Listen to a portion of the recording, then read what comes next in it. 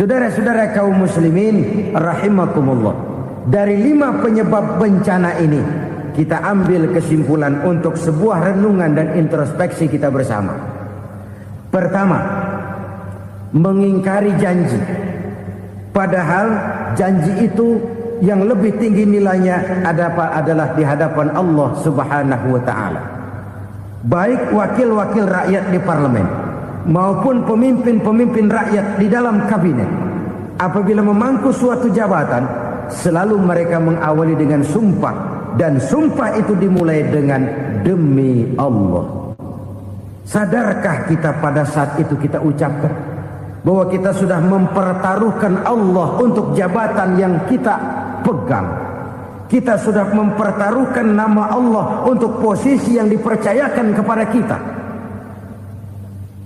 Sadarkah kita bahwa menyia-nyiakan itu satu dosa yang sangat besar, yang tidak hanya kepada Allah tetapi juga kepada rakyat yang kita wakili, kepada rakyat yang kita pimpin. Saudara-saudara kaum muslimin rahimakumullah, kita menyaksikan peristiwa-peristiwa yang memilukan dan memalukan. PHK terjadi di mana-mana.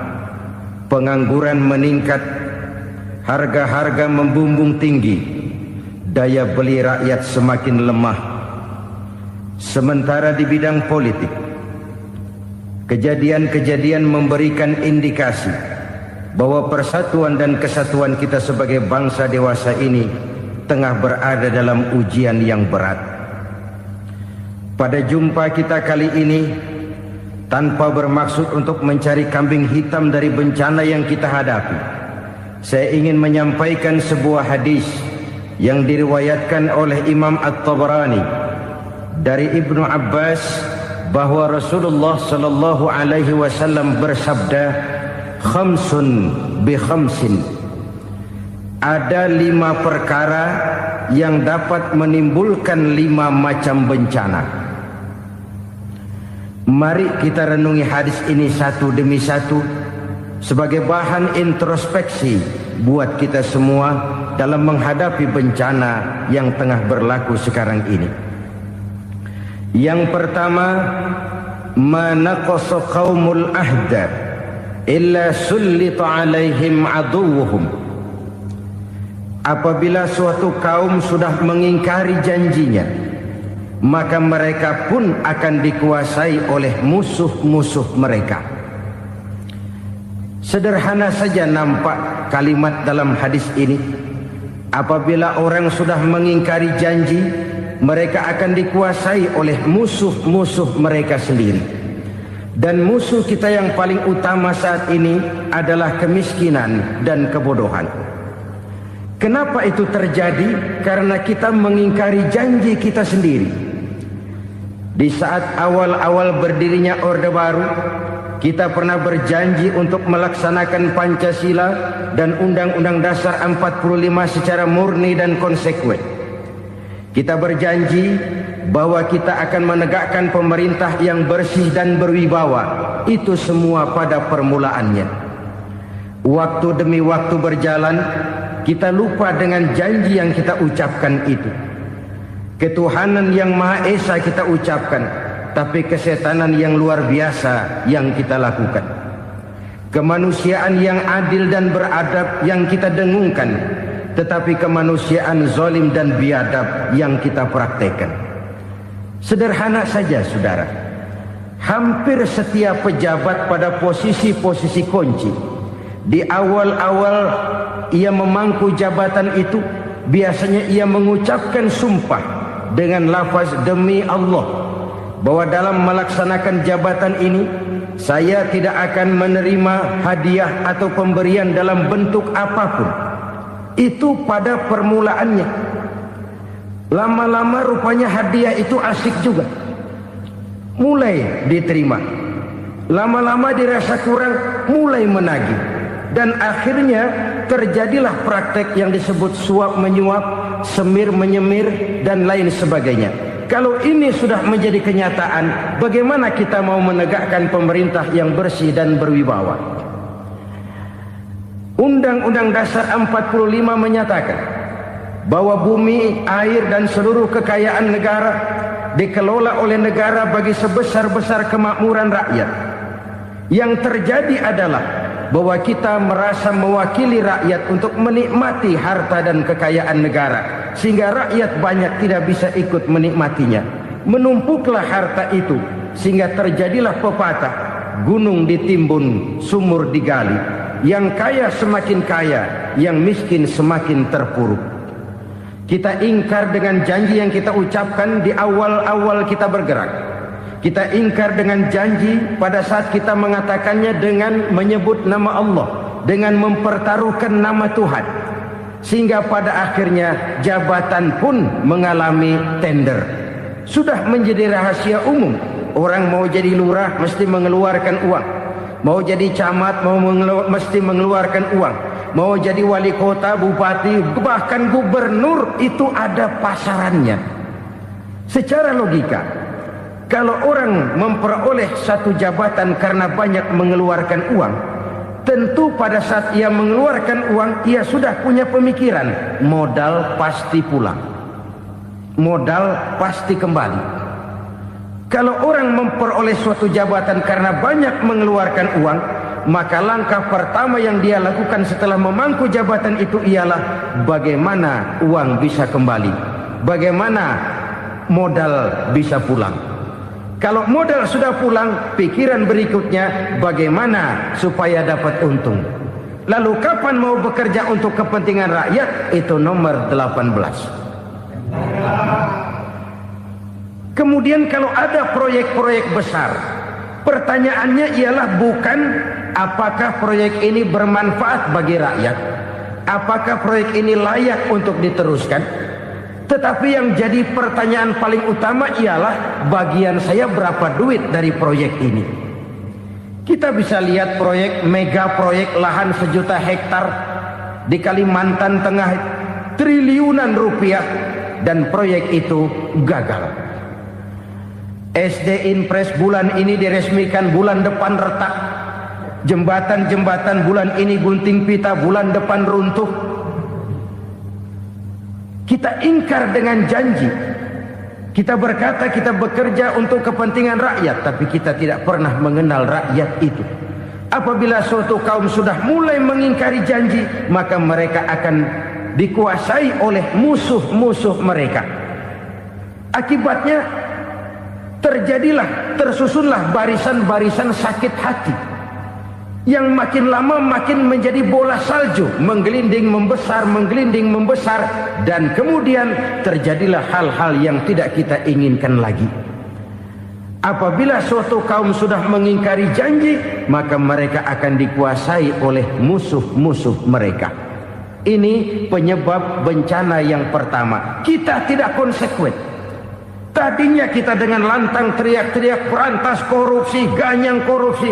Pada waktu kita belum mendapat kesempatan. Setelah kita naik punya kesempatan, rupanya korupsi enak juga dirasa.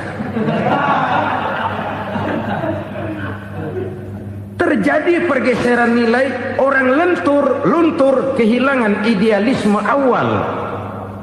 Lalu untuk menghibur diri, menutup kesalahan, kita gunakanlah pepatah bahwa tidak ada gading yang tak retak, bahwa kita harus mikul dhuwur mendem jero. Itu semua cuma sebagai dalih agar kesalahan kita tidak dibicarakan orang lain. Padahal kita sendiri yang mengingkari janji. Kita yang keluar dari komitmen awal kita. Kita berjanji melaksanakan Pancasila dan Undang-Undang Dasar 45 dengan murni dan konsekuen. Kita berjanji untuk menegakkan pemerintah yang bersih dan berwibawa. Namun dalam kenyataannya itu tidak kita laksanakan dengan sebagaimana mestinya. Kita bergeser, kita mengalami proses degradasi, peluncuran nilai, dan akhirnya terbentuklah barisan-barisan sakit hati yang semakin lama semakin membesar itu. Kita harus introspeksi. Memang kalau zaman sedang susah, biasanya kambing hitam laris, tukang kompor gentayangan. Itu dari dulu. Selalu mencari kambing hitam. Karena itu kita tidak bicara orang, kita tidak bicara siapa yang salah. Kita bicara sistem, dan sistem itu bisa mengena siapa saja. Kalau orang sudah mulai mengingkari janji, bergeser dari komitmen awal, itu sudah mulai ia mengalami proses peluncuran, proses degradasi. Ini penyebab yang pertama.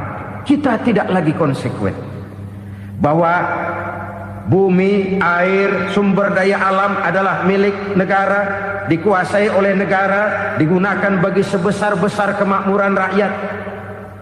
Ternyata rakyat yang makmur itu tidak merupakan gambaran yang menyeluruh dari rakyat kita.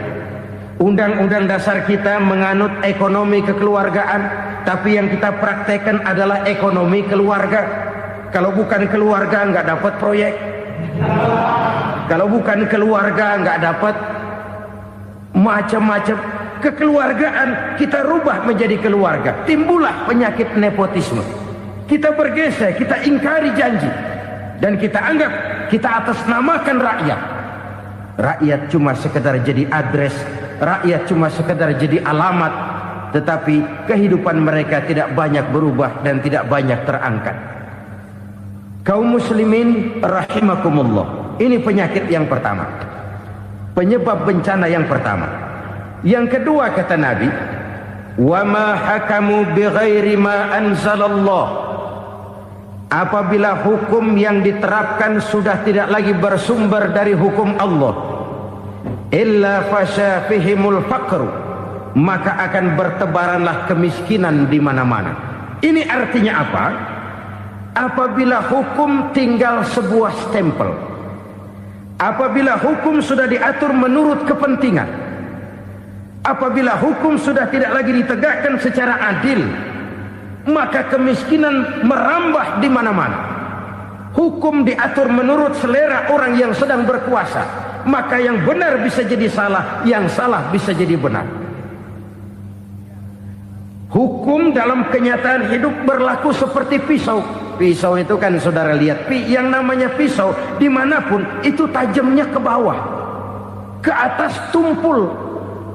Kalau hukum itu, kalau untuk rakyat, hukum itu tajam bukan main, cepat sekali dilaksanakan. Tapi giliran menengah ke atas, yang gedean dikit berbuat salah, hukum tumpul. Hukum pura-pura tidak dengar. Akibatnya terluka rasa keadilan rakyat. Satu kasus rakyat diam, dua kasus rakyat diam, tiga kasus rakyat diam. Kasus terakumulasi di hati rakyat. Luka rasa keadilan, dan itu menjadi sumber bencana. Penjarahan, kita tidak setuju itu. Tapi kita harus melihat kausalnya. Itu kan tidak berdiri sendiri. Itu kan karena terlukanya rasa keadilan rakyat. Melihat kesempatan ini tidak merata. Kalau rakyat ini yang ngajukan kredit ke bank, walaupun jumlahnya cuma jutaan, ratusan ribu, susahnya 17 setan. Tapi ada orang-orang tertentu yang agunannya palsu, jaminannya palsu, bawa kata belece, bukan cuma miliaran, triliunan kredit bisa keluar. Terluka rasa keadilan, hilangnya kesempatan. Rakyat cuma dapat kesempitan, jarang dapat kesempatan. Dari lukanya rasa keadilan ini, memang ya entah lipstik, entah basa-basi, dibentuklah tim ini, dibentuklah badan pengawas ini, dibentuklah tim ini. Kalau membentur tahu, hancur tahu. Tapi kalau tim yang dibentuk membentur karang, bukan karangnya yang hancur biasanya, timnya yang bubar. Kenapa? Yang dibentur batu karang yang sangat keras. Kita main-main dengan hukum. Kita tidak konsekuen dengan hukum. Luka rasa keadilan, dan itu terakumulasi. Edi Tamsil, rakyat tahu, terakumulasi. menguap begitu saja. Kasus-kasus lain rakyat tahu, menguap begitu saja. Ketidakadilan terakumulasi, mengendap di hati rakyat, menunggu ledakan. Pada saat sumbu meledak, rakyat tidak bisa dibendung lagi.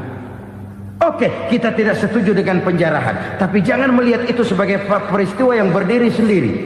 Kenapa itu terjadi? Kausalnya kenapa? Oke, kita tidak setuju memang, tapi yang dijarah oleh rakyat kan memang cuma untuk perut. Yang dijarahkan beras, yang dijarahkan televisi, yang dijarahkan kulkas yang masih bisa dihitung, yang memang real untuk kebutuhan rakyat. Penjara berdasi kepala botak yang menguras uang rakyat habis-habisan, enak saja melenggang dalam kehidupan ini. Makin terluka rasa keadilan rakyat. Apabila hukum yang diterapkan sudah menyimpang dari keadilan yang diajarkan Allah, fasyafihimul fakru, bertebaranlah kemiskinan. Aneh, memalukan, memilukan. Sebuah negara agraris yang katanya pulaunya hijau royo-royo, gemari palau jenawi toto tentem kertora harjo, yang tahun 93 pernah mendapat penghargaan dari FAO, Badan Pangan Sedunia, sebagai negara yang berhasil dalam swasembada pangan. Sekarang ini kita terpaksa betul beli beras dari Vietnam, beli beras ke Kamboja, beli kedelai dari Kamboja. Kenapa? Lahan sawah kita habis ditanami pabrik. Teknologi kita, teknologi loncatan yang non-applied, tidak terpakai oleh kita. Lantas lahan yang tidak bisa kita tanami, kita paksakan lahan-lahan gambut menjadi tanah pertanian yang subur dengan biaya triliunan, dan kita gagal. Kita cari jarum dan kapak hilang. Kita mau jadi negara industri dengan loncatan teknologi yang maju, kita lupakan pola pijak kita sebagai negara agraris, dan akhirnya kita kecolongan. Lihatlah dewasa ini, rakyat kita antri sembako di mana-mana. Di sebuah negara agraris, ketidakadilan melahirkan kemiskinan. Kemiskinan moral dan kemiskinan material. Kemiskinan moral, rakyat nggak percaya lagi sama pejabat. Rakyat mengalami krisis figur. Orang, alah lu ngomong dah sama ember.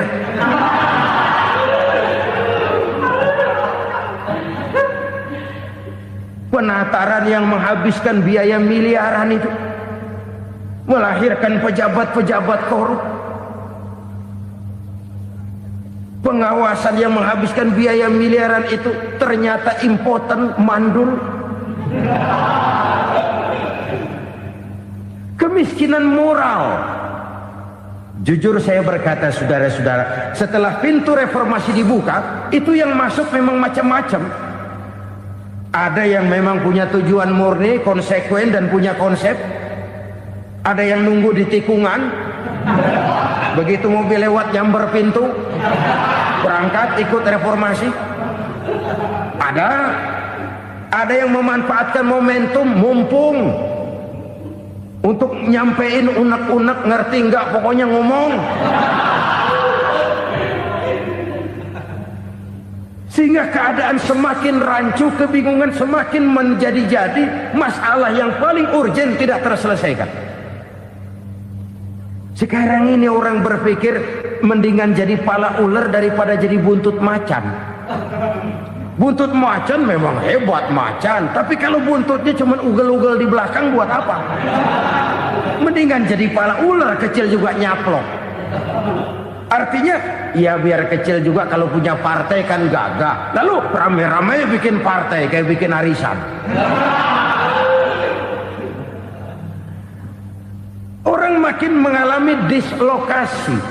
Semua mau jadi pahlawan, semua mau nomor satu, semua ngomong. Iya kalau bidangnya, kalau bukan makin rancu. Marilah lewat kesempatan ini saya mengajak kita untuk tahu diri. Biarkan politisi ngomong politik, biarkan ekonom menata ekonomi, biarkan praktisi bicara soal hukum, biarkan rakyat munajat, istighfar, mohon pertolongan Allah. Tahu diri kita. Kalau memang ayam, kukuruyuk aja dah. Kalau memang kucing, ayo ngeong. Kalau kambing, silahkan ngembe. Udah tahu ayam, ngeong bunyinya. Suaranya palas, orang nggak ngerti, bingung, makin menjadi-jadi.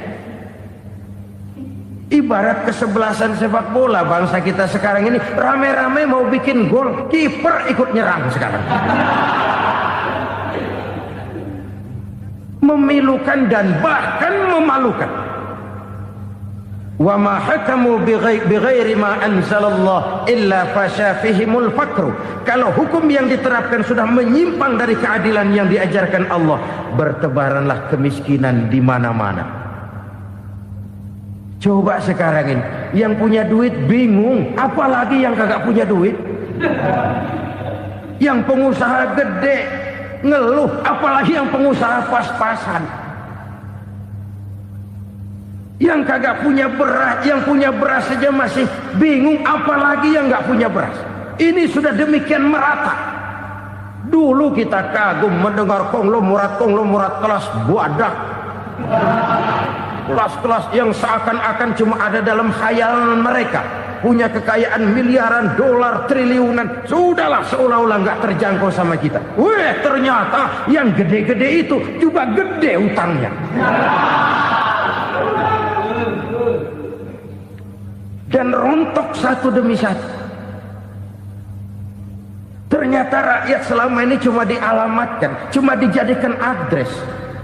Rakyat yang tidak banyak ngerti persoalan ini harus menanggung hidup ini begini berat, harus menanggung beban hidup ini begini tinggi.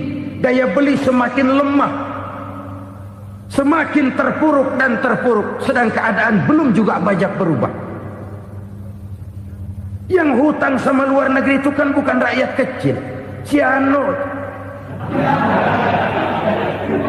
Yang banyak nyimpen dolar juga kan Ciano. Rakyat kecil bocah kampung mah jangankan nyimpen dolar, ngelihat juga tumben. Kemana kita mesti bercermin? Sekali lagi saya mengatakan, maaf, kita tidak bermaksud mencari kambing hitam. Karena itu kita tidak bicara orang, kita bicara sistem, kita bicara keadaan. Beginilah yang dikatakan Nabi, penyebab timbulnya bencana, hukum yang ditegakkan tidak lagi berorientasi kepada keadilan, tapi berorientasi kepada kepentingan. Akhirnya bentuk hukum seperti pisau, tajam ke bawah, tumpul ke atas. Hukum cuma buat rakyat kecil, tetapi kelompok menengah ke atas kadang-kadang kebal dari perlakuan hukum. Maka bertebaranlah kemiskinan. Iya, kemiskinan moral berupa lukanya rasa keadilan. Kalau rasa keadilan terluka, orang kan nunggu kesempatan, saudara. Iya, dia nggak bisa ngomong. Iya, dia nggak sanggup action. Iya, dia nggak bisa tunjuk rasa, tapi hatinya kan, kapan ada kesempatan, kapan ada waktu, tunggu. Hatinya mesti begitu. Sehingga begitu ada kesempatan, terjadilah hal-hal yang tidak terhindarkan. Dan itu ekses, bukan reformasi. Jangan seperti sebuah dialog saya dengan seorang abang beca. Saya bertanya, bang, ya, abang tahu nggak reformasi? Tahu. Ustaz, apa? Pembakaran. Terus penjarahan. Lalu perkosaan. Itu reformasi. Itu yang saya lihat. Nah, itu yang dia lihat. Saya tentu tidak menyalahkan abang beca kita, karena memang itu yang dia lihat dan sejauh itu wawasannya. Tapi ini indikasi bahwa banyak rakyat kita yang belum bisa menggunakan kebebasan secara bertanggung jawab. Padahal kebebasan tanpa tanggung jawab tirani. Sebuah contoh gampang-gampangan. Saya beli radio, saya setel di kamar saya, lalu saya bilang, ini radio gue. Yang beli gue, pakai duit gue setel di kamar gue, sekeras-kerasnya, gak ada urusan sama orang lain. Itu kata saya. Tetapi tetangga saya sebelah rumah kan boleh juga ngomong begitu. Kata tetangga saya, ini mata gue, yang ngantuk gue tidur di kamar gue. Kenapa suara radio lu nyampe kemari? Artinya apa ini? Kebebasan saya nyetel radio dibatasi oleh kebebasan tetangga saya yang mau tidur. Tidak ada kebebasan mutlak. Kebebasan mutlak tanpa tanggung jawab kembali akan melahirkan tirani, kembali akan melahirkan pemaksaan kehendak. Dan itu lagi-lagi bukan demokrasi. Saudara-saudara kaum muslimin rahimakumullah. Ini penyakit yang kedua, lukanya rasa keadilan, terutama di kalangan rakyat kecil. Itu mengendap menjadi akumulasi dan menunggu giliran kapan bisa dimuntahkan. Dengan kata lain, rakyatnya udah banyak banget makan yang perutnya jadi enak, nyelam. Kapan nunggu muntahnya? Udah begini banyak akumulasi yang mereka pendam di perut ini, sehingga ketika terjadi kesempatan itu sudah tidak terkendalikan lagi. Kita out of control. Saya tidak mentolerir sikap-sikap kekerasan. Bahkan saya lebih cenderung bahwa kalau di rumah kita banyak tikusnya saja racuni, jangan rumah dibakar. Bahwa ada korupsi, iya. Ada kolusi, memang. Ada nepotisme, tentu. Tetapi tikusnya saja racuni. Jangan rumah dibakar. Masa mau ngusir tikus bakar rumah? Tikusnya lari, tikusnya selamat, rumahnya ewes-ewes.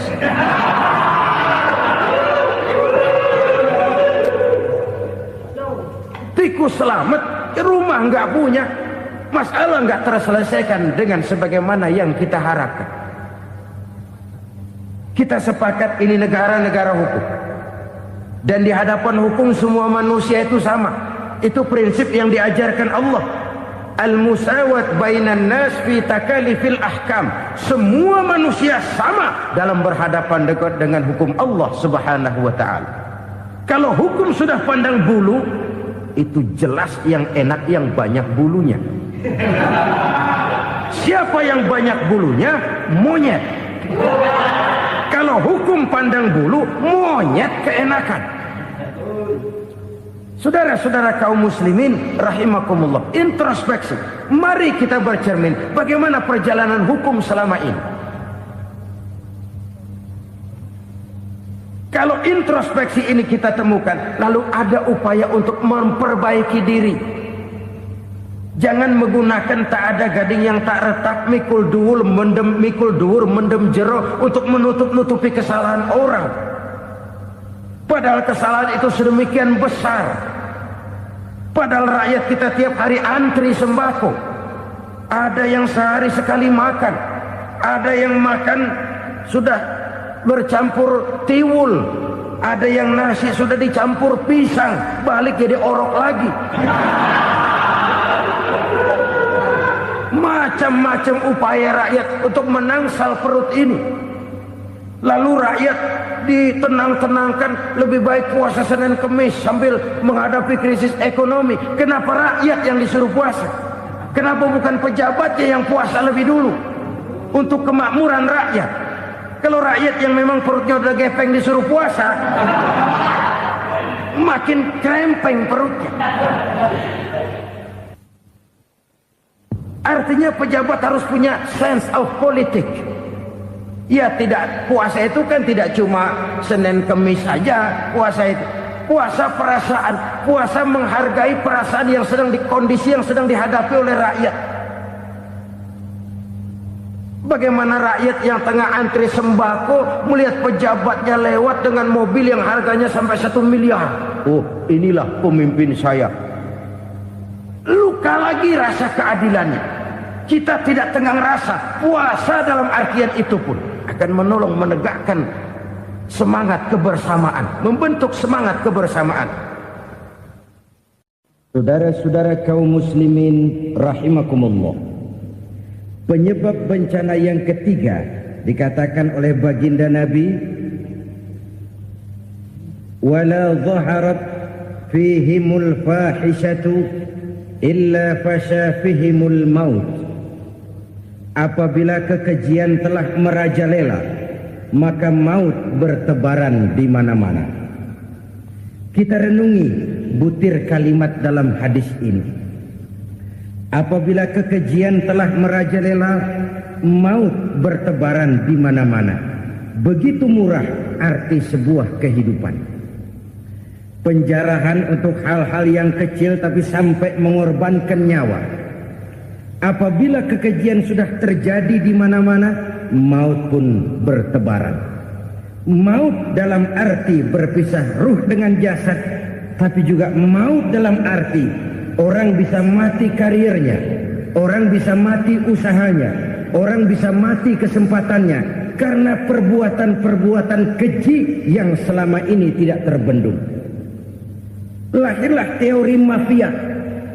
Siapa yang kuat dia yang berkuasa, siapa yang lemah dia menjadi mangsa. Proyek-proyek besar yang menang tender itu ya dari itu ke itu saja. Yang pengusaha-pengusaha tidak punya koleksi, koneksi, tidak bisa bayar komisi, dapat proyek tetelan. Ada dagingnya, dikit namanya juga tetelan. Dagingnya sudah habis disantap oleh meja. Sekian puluh meja dilalui, sekian puluh amplop dikeluarkan. Sehingga yang akhirnya ya tinggal tetelan itu tadi. Maka kualitas pekerjaan pun sudah bukan lagi jadi masalah. Demikianlah mafia-mafia ini bermunculan di mana-mana. Di pengadilan terkenal mafia pengadilan. Hukum bisa dibeli, hukum bisa dipesan menurut kebutuhan sponsor. Mafia peradilan, mafia politik, mafia ekonomi, bahkan mafia agama yang menggunakan agama sebagai kedok, menggunakan agama sebagai dalih, menggunakan agama sebagai topeng untuk melancarkan maksud-maksud politiknya pun tidak tertutup kemungkinan. Apabila kekejian telah merajalela, maut bertebaran di mana-mana. Korupsi, kolusi, nepotisme itu bagian dari kekejian. Kita selama ini kalau mendengar maksiat, itu yang terbayang cuma judi, mabuk, zina. Iya itu maksiat. Tapi korupsi, kolusi, nepotisme itu juga maksiat dalam bentuk lain. Kalau ini sudah bertebaran, maka maut terjadi di mana-mana. Jangan bayangkan cuma mati orangnya, itu sih kewajiban. Yang menyakitkan itu orangnya masih hidup tapi dibikin mati. Karirnya mati. Kenapa? Karena yang diperlukan bukan cuma orang pinter tapi orang taat. Biar pinter, kalau nggak taat minggir. Biar bodoh, kalau taat bisa nyenangin atasan, bisa nyemur. Kumaha juragan wae ayeuna mah. Itu yang kadang-kadang dapat penghargaan. Tidak ada prestasi kerja kecuali bikin senang orang di atas. Kita lihat di desa-desa jalan rusak. Kalau ada berita pejabat anak mau turun, jalan rata sekali. Sampai tanah dari mana aja dikeruk buat ngeratain tuh jalan. Pejabat pulang legok lagi jalanan. Katanya kita kerja buat rakyat, nyatanya kita cuma melayani atasnya. Kenapa? Terjadi lingkaran setan. Seperti kata lagu Dul Sumbang itu. Mahasiswa takut sama dosen, dosen takut sama dekan, dekan takut sama rektor, rektor takut sama menteri, menteri takut sama presiden, presiden takut sama mahasiswa. Muter balik lagi. Lingkaran setan. Lingkaran setan.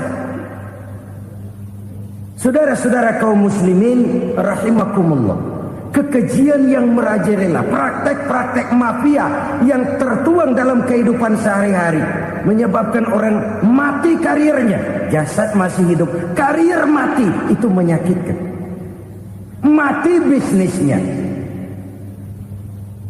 Rakyat kecil pernah senang ketika cengkeh booming, harganya bagus, rakyat banyak yang pergi haji. Lalu mau ditata, lahir tata niaga cengkeh, malah amburadul. Harga cengkeh jatuh, petani cengkeh kecil menjerit. Siapa yang untung? Segelintir orang. Masihkah kita pakai atas nama rakyat untuk kepentingan nasional? Padahal yang nyanyi cuma segelintir orang. Masihkah kita mau bohongi rakyat ini dengan mobil nasional tapi bikinan Korea? Masihkah kita mau bermain verbalisme, bermain kata? Ini sebuah masa lalu yang tidak perlu terulang lagi untuk masa-masa yang akan datang. Kekejian merajalela, orang mati karir. Bisa mati usaha, mati bisnis. Usahanya maju, dirangkul, hancur. Usahanya maju, dipukul, hancur, tenggelam. Bahkan yang memilukan dan memalukan badan-badan usaha milik negara itu dikebiri sedemikian rupa sehingga tidak menghasilkan hal-hal yang bermanfaat buat negara. Saudara-saudara kaum muslimin rahimakumullah, kalau nafsu yang sudah mengatur itu semua, maka kekejian pun merajalela. Orang sudah pakai teori mafia, yang kuat dia yang menang, yang kuat dia yang berkuasa, yang lemah silakan minggir di sudut-sudut kehidupan. Kalau kekejian seperti ini merajalela, maut bertebaran di mana-mana. Banyak orang mati karirnya, banyak orang mati usahanya, banyak orang mati imajinasinya. Sekarang ini dalam dunia seni, yang banyak karyawan seni, bukan seniman. Seniman itu kan dilahirkan. Lain seniman, lain karyawan seni. Sekarang yang banyak karyawan seni, bukan seniman. Mati karir, mati imajinasi, mati improvisasi. Sehingga kehidupan persis sinetron. Sinetron itu yang kita lihat rumah mewah, yang kita lihat rumah bagus. Gak pernah kita lihat di sinetron kita ini rakyat antri sembako. Kita dijejali hal-hal yang indah, yang wah, yang membuat kita tenggelam dalam gaya hidup instan, tenggelam dalam gaya hidup wah. Kita lupa dengan realitas keseharian di tengah-tengah masyarakat kita. Lahirlah kelompok-kelompok selebritis, dibesarkan oleh berbagai media. Selebritis pilek aja masuk koran, pilek.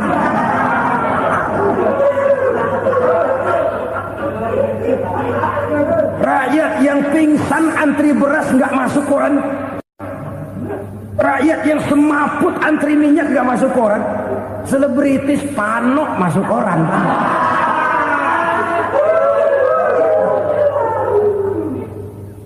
Kita besarkan hal-hal kecil, kita kecilkan hal-hal besar. Kenapa? Kita mengejar oplak.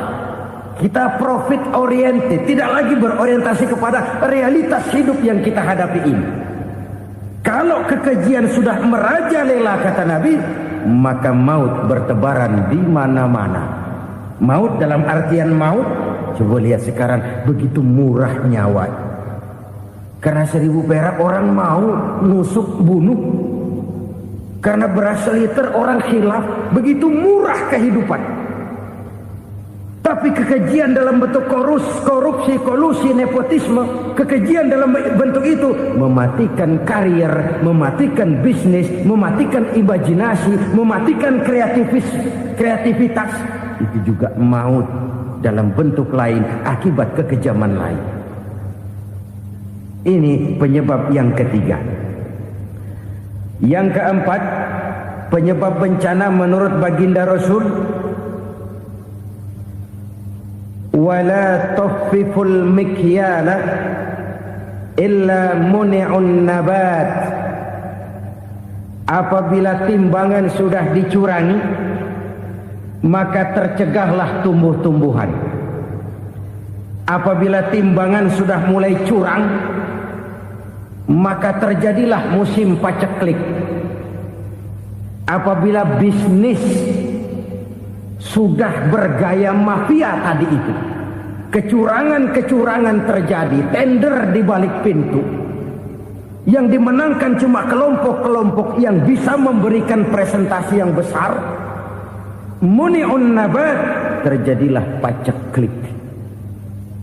Paceklik, panen gagal, wereng ya wereng, kemarau panjang, it's okay, air sulit, iya, tetapi kan semua itu ada yang ngatur. Kemarau ada yang ngatur, belalang itu ada yang ngatur, air itu juga ada yang ngatur. Yang ngatur itu yang serba maha.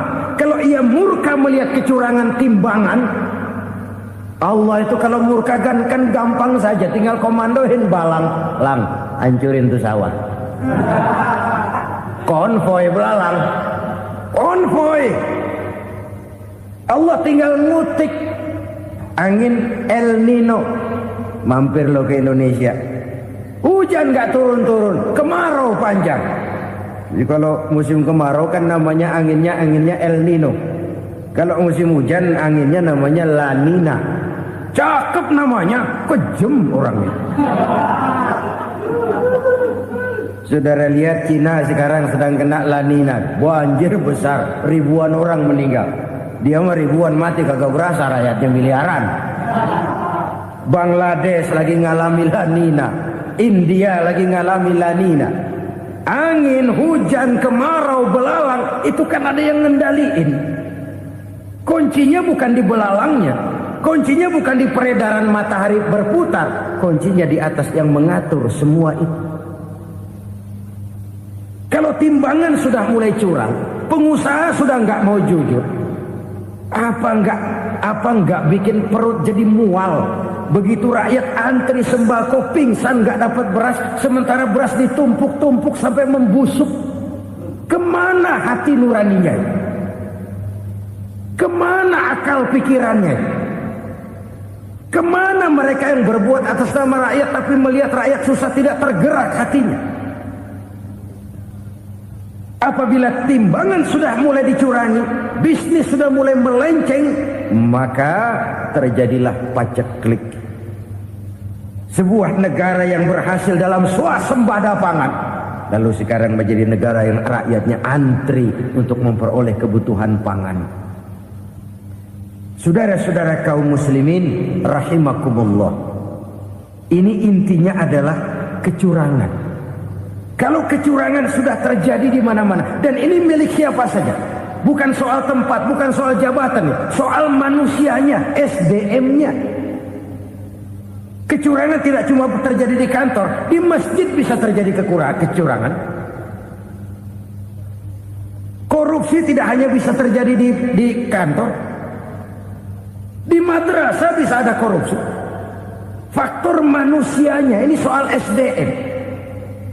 Kecurangan yang besar, tentu besar lagi kerugiannya.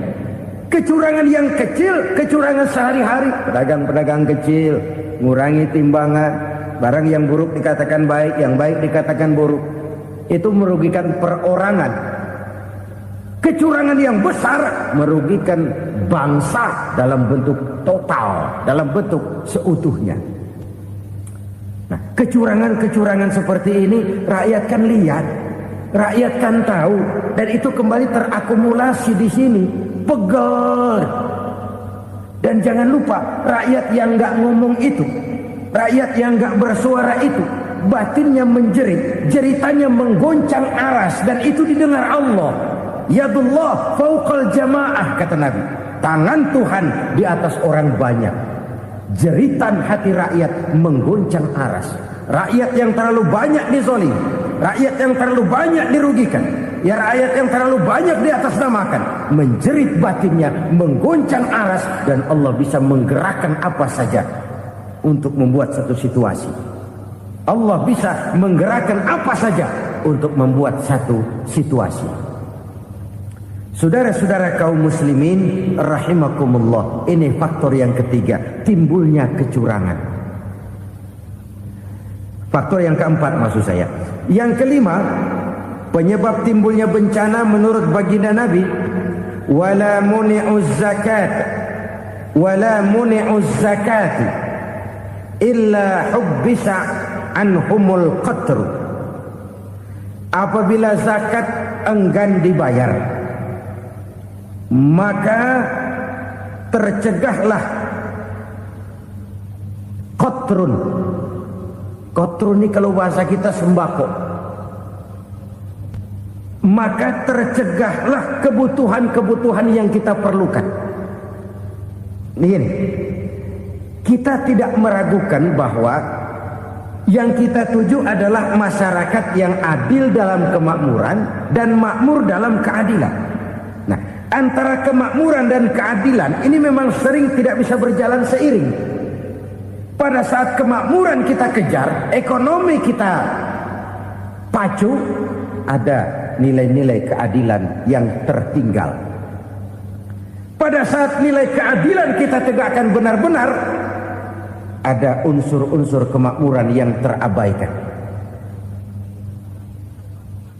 Oke, kita bisa mengatakan kasus. Oke, kita bisa mengatakan itu sebagian kecil. Tapi kalau sebagian kecil, lama-lama kan jadi sebagian besar. Oke, kita mengejar kemakmuran. Pertanyaannya, kemakmuran untuk siapa? Oke, kita berikan kelompok tertentu kue yang besar dengan harapan nanti dia bagiin kuenya kepada yang kecil-kecil. Tapi kenyataan, mereka yang dapat kue besar akhirnya malah lupa diri dan lupa daratan. Mau makin besar, malah memeras yang kecil-kecil ini. Sekarang kan yang kecil modali yang besar. Ramai-ramai buka bank, ternyata kamuflase. Uang banknya untuk kredit perusahaannya sendiri. Nasabahnya rakyat kecil. Artinya apa? Rakyat kecil disuruh modalin orang yang udah gede. Ini kan sumber geledek urusan.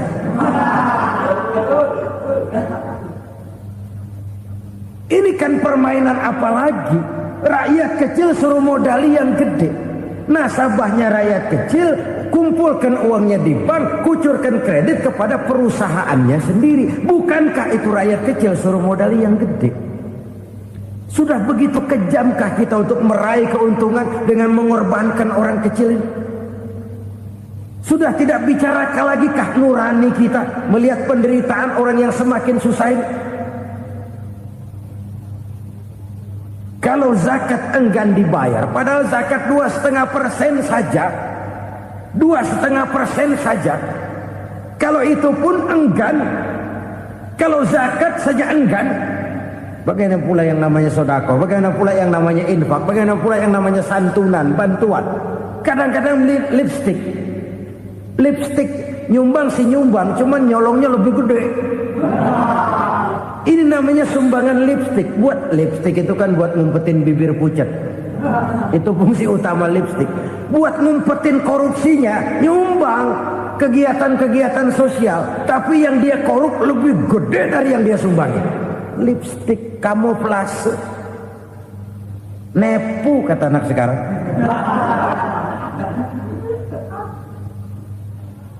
Saudara-saudara kaum muslimin rahimakumullah. Demikian berat kewajiban zakat ini sampai di zaman Sayyidina Abu Bakar pernah keluar komando perangi orang yang enggan membayar zakat. Perangi. Karena fungsi zakat adalah menjembatani